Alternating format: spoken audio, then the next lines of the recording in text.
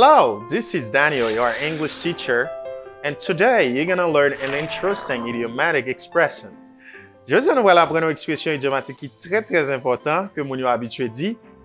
SAK SANBLE RASANBLE. Vous entendez nous parler de ça, nous dit ça en pile.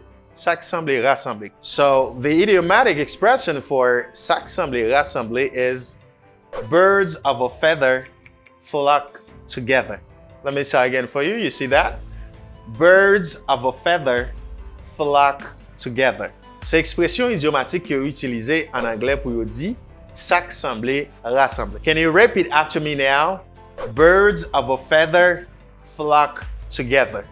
Allez, on répéter. C'est comme ça on dit expression ça. SAK SANBLE RASANBLE en anglais on dit birds of a feather flock together.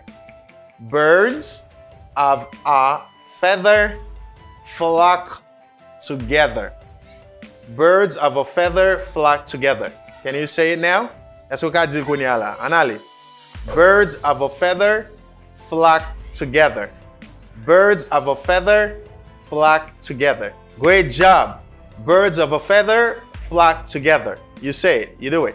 So, là on dit birds of a feather flock together, littéralement ça traduit oiseaux à plumes rassemblés ensemble. Ça traduit littéralement. Oiseaux à plumes, dans ce sens oiseaux pluriel, à plumes rassemblés ensemble.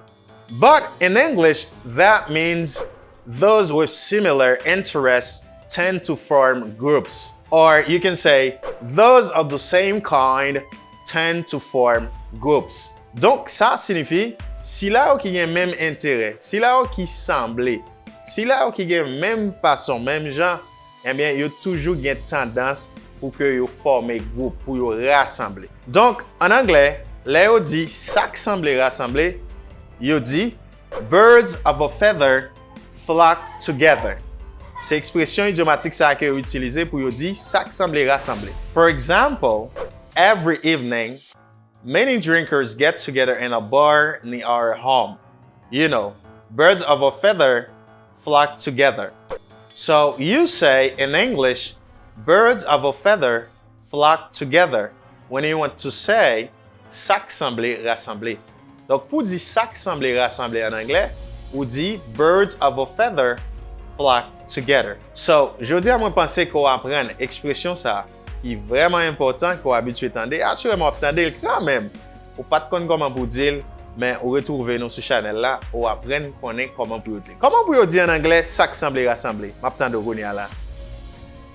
Birds of a feather flock together. Ah, on va oublier. Moi aimer ça la caillou. So, expression ça pratiquer plus, practice them more so that you can use them in your daily conversation when it's time to say it. So, pratiquer plus et l'aile pour utiliser ou utiliser dans conversation qu'on fait chaque jour. My name is Daniel, but I advise you to like and share to grow our community. Non, moi c'est Daniel. Donc, ma conseille pour like, pour commenter et puis partager vidéo ça à tous les amis pour aider nous bâtir communauté ça qui c'est langue moi Toupatou. Catch me later.